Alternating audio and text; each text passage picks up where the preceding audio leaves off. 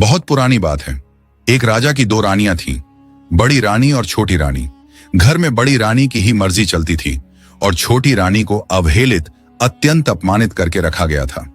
राजा भी छोटी रानी से हमेशा उदासीन ही रहते थे। छोटी रानी के दिन अत्यंत कष्ट में बीत रहे थे। छोटी रानी के दो पुत्र थे, शीत और बसंत। राजा अपने दोनों बेटों का भी ख्याल नहीं रखते थे। उन्हें न तो अच्छा भोजन मिलता था, न ही अच्छे वस्त्र। बड़ी मां की जली कटी बातें भी उन्हें सुननी पड़ती थीं। छोटी रानी यह सब देखती और सहती थी, पर बड़ी रानी को इससे भी संतोष नहीं था। वह हमेशा छोटी रानी को नीचा दिखाने की चेष्टा करती रहती। एक दिन दोनों रानियां नदी में स्नान करने गईं। बड़ी रानी ने छोटी रानी को अत्यंत प्यार से कहा, आओ तुम्हारे बाल धो दूं। बाल धोते धोते उसने चुपके से एक दवा की टिकिया उसके माथे पर घिस दी। दुखियारी छोटी रानी देखते ही देखते एक तोता बनकर टी ट्री करती हुई उड़ गई। घर आकर बड़ी रानी ने कहा, छोटी रानी तो नदी में डूब गई। राजा ने सहज ही विश्वास कर लिया, मानो राजभवन की लक्ष्मी चली गई हो। राजभवन में अंधकार फैल गया।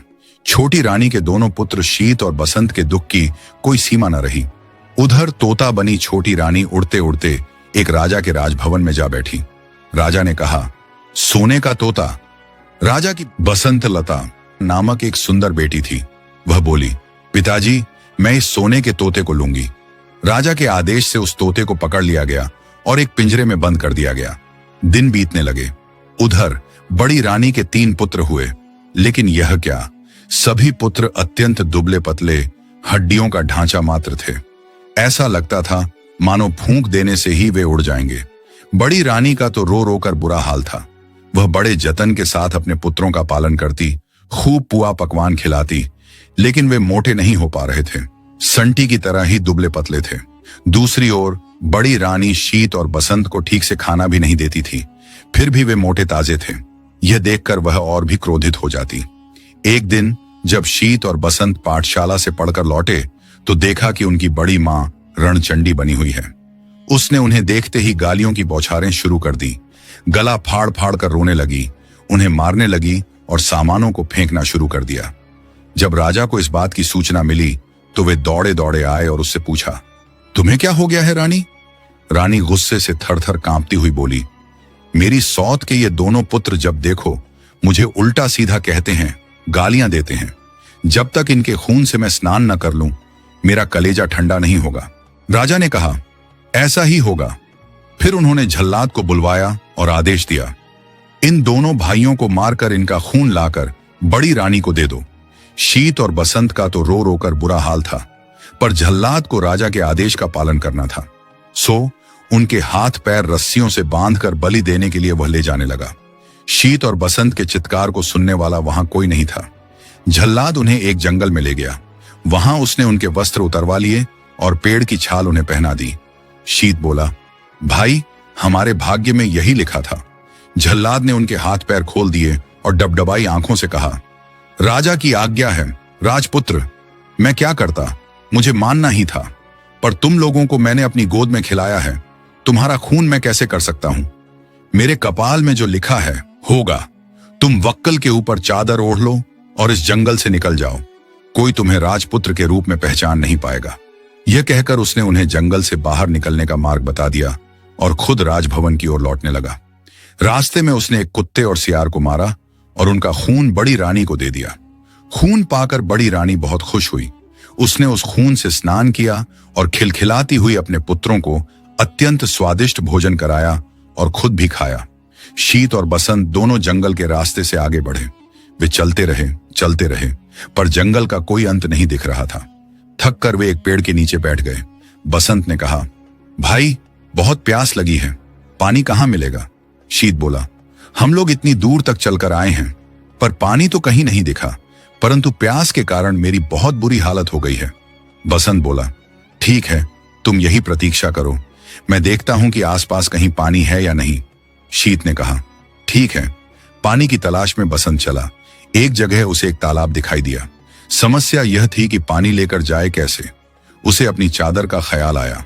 अगर चादर को पानी में अच्छी तरह भिगोकर ले जाया जाए तो वसंत की प्यास मिट सकती है। यह सोचकर वह तालाब में उतरा। जिस राज्य की सीमा के अंतर्गत वह तालाब था, उस राज्य के राजा का अचानक देहांत हो गया था। राजा की कोई संतान नहीं थी। समस्या उत्पन्न हुई कि राज सिंहासन पर कौन बैठेगा। सिंहासन को खाली नहीं रखा जा सकता था। इस पर काफी विमर्श हुआ। अंत में मंत्रियों एवं प्रजा ने मिलकर तय किया कि जिस व्यक्ति के माथे पर राज तिलक होगा उसे ही राज सिंहासन पर बिठाया जाएगा। योजना अनुसार एक सफेद हाथी की पीठ पर सिंहासन बांधकर उसे छोड़ दिया गया। वह हाथी माथे पर राज तिलक वाले व्यक्ति की खोज में निकल पड़ा। इस क्रम में वह उस तालाब के पास पहुंचा जहां शीत अपनी चादर को पानी में भिगो रहा था। शीत के माथे पर राज तिलक देखते ही सफेद हाथी ने उसे अपनी सूंड से पकड़ लिया और सिंहासन पर बिठा दिया। शीत बसंत बसंत पुकारने लगा, पर सब बेकार। सफेद हाथी शीत को लेकर तेजी से नगर की ओर चल पड़ा। इधर बसंत पेड़ के नीचे बैठा भाई के आने का इंतजार कर रहा था। बहुत देर तक जब उसका भाई नहीं आया तो वह डर के मारे रोने लगा। रोते रोते सारा दिन बीत गया। रात हुई तो रो रो कर वह वहीं सो गया। दूसरे दिन सुबह एक सन्यासी उधर से गुजरा। बसंत को उस हाल में देखकर उसे बड़ी दया आई। उसने उसे गोद में उठा लिया और जंगल में बनी अपनी कुटिया में ले गया। उधर सफेद हाथी शीत को लेकर उस राज्य की प्रजा के समक्ष उपस्थित हुआ। सभी ने नए राजा का स्वागत किया। शीत को राज सिंहासन पर बिठाया गया और उसे राज तिलक लगाया गया। शीत को कुछ समझ में नहीं आ रहा था कि हो क्या रहा है। उसे रह रहकर अपने भाई बसंत की याद आ रही थी। समय बीतने लगा। शीत ने परिस्थिति से समझौता कर लिया। वह कुशलता पूर्वक राज्य का संचालन करने लगा। अब उसे किसी भी चीज का अभाव नहीं था। उधर बसंत जंगल में सन्यासी की कुटिया में अपने दिन बिता रहा था। वह रोज हवन के लिए जंगल से लकड़ियां चुनकर लाता, पूजा के लिए फूल तोड़कर लाता और जंगल के कंद मूल खाकर अपना पेट भरता था। कभी कभी वह सन्यासी के पास बैठकर शास्त्रों एवं वेदों का ज्ञान भी प्राप्त करता। शीत और बसंत के पिता पर दैवीय आपदा आई। उनका सारा राज्य नष्ट हो गया। राजा सब कुछ छोड़ छाड़ कर अज्ञातवास को चले गए। बड़ी रानी की दशा भी अत्यंत दयनीय हो गई थी। भिक्षा मांगकर जीवन निर्वाह करने की नौबत आ गई, परंतु उसके फटे चीथड़े गंदे कपड़ों को देखकर लोग उसे धिक्कार देते। एक दिन दुखी होकर बड़ी रानी अपने तीनों पुत्रों के साथ समुद्र के किनारे खड़ी थी। अचानक समुद्र की लहरों में तीनों पुत्र बह गए। रानी ने अपने पुत्रों को बचाने की बहुत कोशिश की, पर सब बेकार गया। दुखी होकर वह भी समुद्र में कूद पड़ी। उधर राजा की बेटी बसंत लता बड़ी हो गई थी। अपनी रूपवती कन्या के लिए राजा योग्य वर की तलाश कर रहे थे, पर वैसा वर उन्हें मिल नहीं रहा था। तब रानी से परामर्श कर उन्होंने स्वयंवर का आयोजन किया। स्वयंवर सभा में अनेक राज्यों के राजपुत्र उपस्थित हुए। राजा ने घोषणा की कि सारे राजपुत्र अपने आसन पर बैठेंगे और बसंतलता हाथ में माला लेकर सभी के सामने से गुजरेगी। जो राजकुमार उसे पसंद आएगा उसी के गले में वह वरमाला डालेगी। इधर बसंतलता ने स्वयंवर के लिए श्रृंगार करना आरंभ किया। बालों का जुड़ा बनाया, आंखों में काजल लगाया, पांव में आलता लगाया। फिर तोते से पूछा, और मुझे क्या चाहिए? तोते ने कहा, मैं अगर तुम्हारी जगह होती तो पांव में सोने की पायल पहनती, इससे रुंझुन की बहुत मधुर आवाज आती। बसंतलता ने सोने की पायल पहन ली। फिर पूछा, बोलो और क्या चाहिए मुझे? तोते ने कहा, अगर मैं तुम्हारी जगह होती तो सोने की जड़ वाली साड़ी पहनती। तोते की बात सुनकर बसंतलता ने सोने की जड़ वाली साड़ी पहनी। फिर तोते ने कहा, अब तुम हीरे का हार पहन लो, बहुत सुंदर लगोगी। बसंतलता ने हीरे का हार पहन लिया। फिर पूछा, अब? तोते ने कहा, नाक में मोती की लौंग, कानों में जड़ाऊ कर्ण फूल, झुमके और मांग में हीरे का टीका पहनने से ही नारी का श्रृंगार पूरा होता है। बसंतलता ने सारी चीजें पहन ली। तब तोते ने कहा, सब तो हुआ, पर गजमुक्ता ना होने से श्रृंगार पूरा नहीं होगा। तुम्हारे पास तो गजमुक्ता है ही नहीं। अगर स्वयंवर में आए हुए राजकुमारों में से कोई गजमुक्ता लाए तो समझना वही तुम्हारा योग्य वर है। ये सुनकर बसंतलता ने सारे सातों श्रृंगार उतार दिए और घोषणा करवा दी कि जो राजकुमार उसके लिए गजमुक्ता लाएगा उसी से वह विवाह करेगी। घोषणा सुनते ही सारे राजकुमार गजमुक्ता की खोज में निकल पड़े। राजकुमारों ने सुना था कि सभी हाथियों में गजमुक्ता नहीं होती है।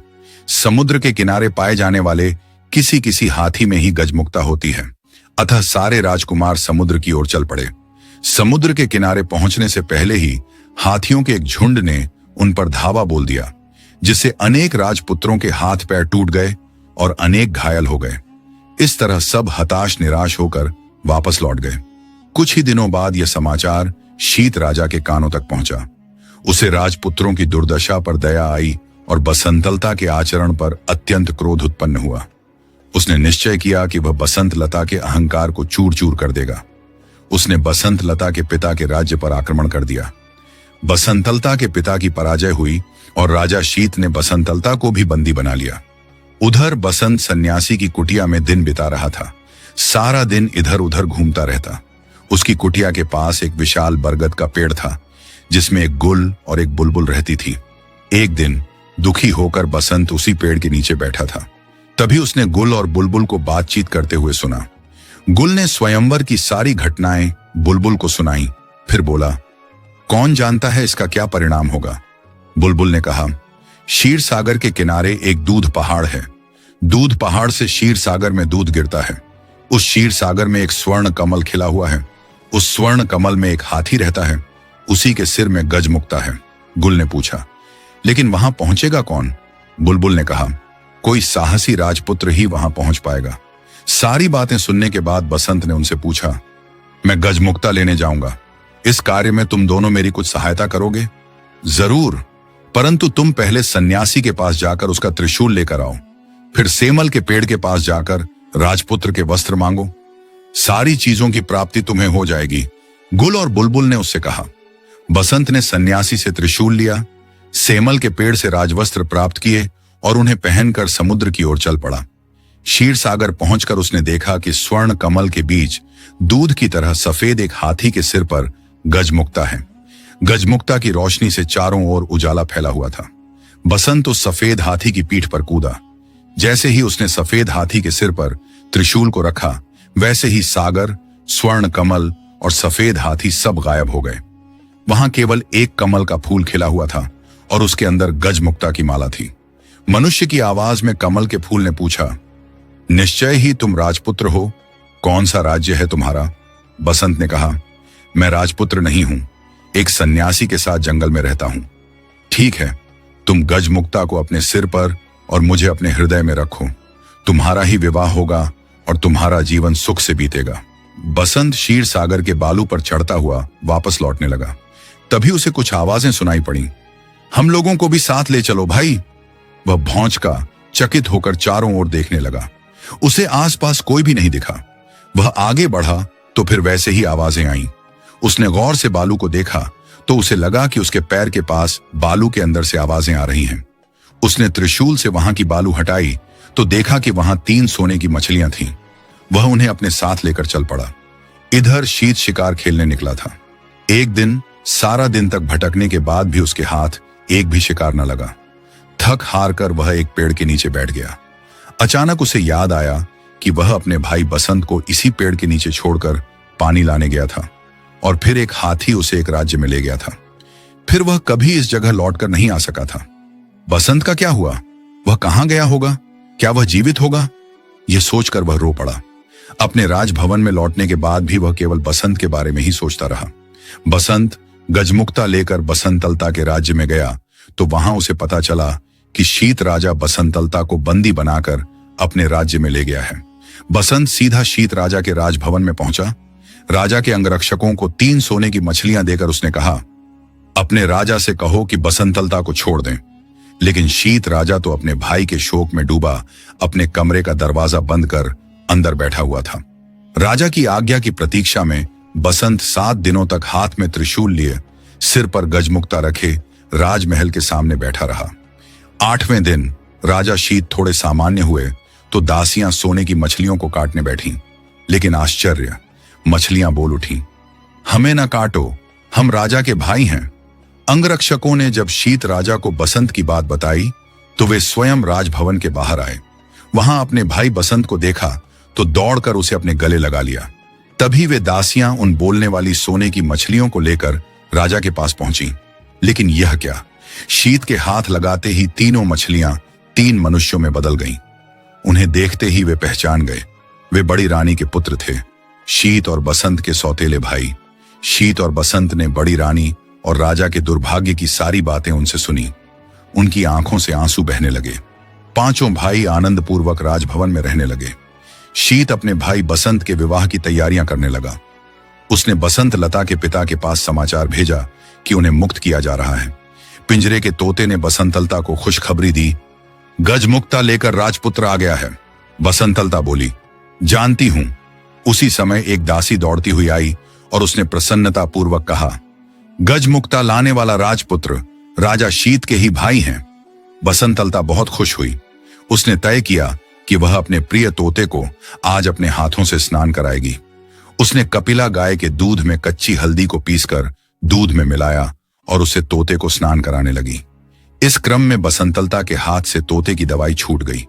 देखते ही देखते तोता एक सुंदर नारी बन गया। बसंतलता ने आश्चर्य से पूछा, तुम कौन हो, परी या देवी? वह बोली, मैं राज रानी हूं।